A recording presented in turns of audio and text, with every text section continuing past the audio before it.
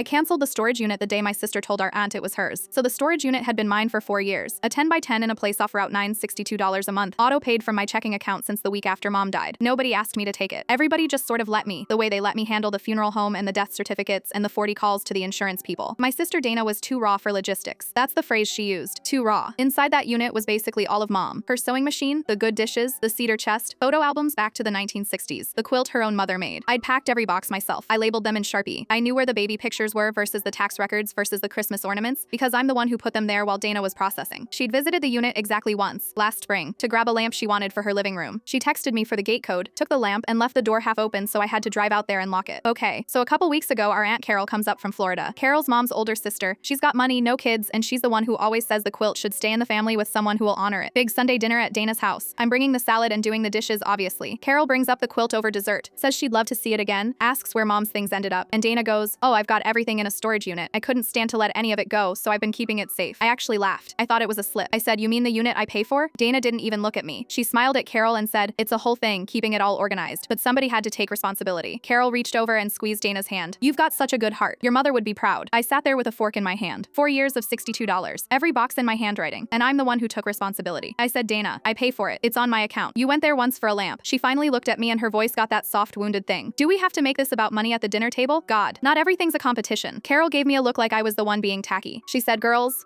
what matters is it's protected." So I let it go at the table. I did the dishes, I drove home, and then I sat in my car in my own driveway and pulled up the storage company's website on my phone. There's a button, Manage Rental. There's another button under it, End Rental, Schedule Move Out. My name, my card, my unit. I scheduled the move out for the following Saturday. Then I called my friend Priya, who has a pickup truck and a garage that's half empty, and I asked if I could borrow both for a day. She said, "Whose stuff?" I said, "My mother's." She said, "Say when." Saturday morning I was at the gate at 8 a.m. with a code Dana never bothered to memorize. I moved every box myself, the way I packed it. Sewing machine, cedar chest, the dishes wrapped in the same newspaper. The quilt I put on the front seat of the truck like a passenger and buckled it in. By 2 p.m. the unit was swept empty and I handed in the padlock and the guy confirmed the account was closed. Zero balance. Final. I didn't tell anyone. I just stopped paying for a thing that was apparently never mine. Dana found out 3 days later because Carol wanted to come see the quilt before she flew home, and Dana drove her out to Route 9 to show off her responsibility, and the code didn't work, and the office told her unit 114 had been vacated by the account holder on Saturday. She called me 11 times. I picked up on the 12th. "Where is mom's stuff? Where is it?" "Carol is standing right here. It's safe," I said. "Somebody had to take responsibility. You had no right. It was my account, Dana. My name, my $62 a month for 4 years. You told Carol it was yours. So I figured you didn't need me paying for it anymore." Silence. Then quieter, so Carol wouldn't hear. "Give it back. You can come see the quilt anytime. Text me for the code." Carol flew back to Florida Tuesday. She called me the night before she left and asked, real careful, if I was the one who'd been paying all along. I said yes. She was quiet a second, then she said, "I think I owe you an apology, and I think I need to look at my will again. The quilt's on my guest bed." Dana hasn't texted for the code once.